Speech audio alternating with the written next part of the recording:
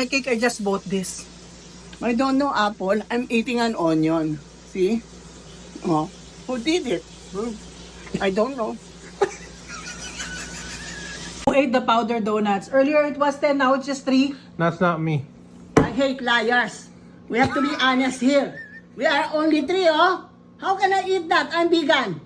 Oh, I cannot reach. Oh, it's very hard. See?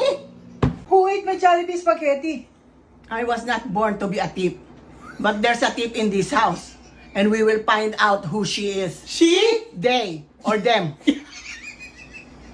Did you eat my Cheetos? No, of course not. I did not. I raised my daughter to be an honest and skinny woman. Divorced. Who ate my Chipotle?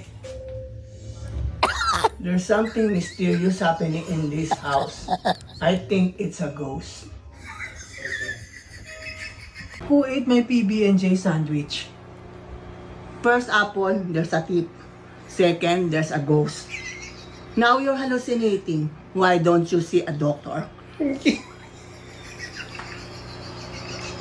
happened to the butter? I just bought this one yesterday. It's already empty. You know, Apple, please refrain from accusing anybody. Maybe you do it yourself. Chocolate? Oh, I don't like chocolate. It's too fattening for me. I like broccoli. Who ate this? This is for work. I don't know what to say, Apple. I'm sorry. But he ate it. He ate fast. I told you, divorce him. He's a liar. I just bought this today. I don't know, Apple. I really didn't do it. Scout's honor. I didn't do it. Birthday to you.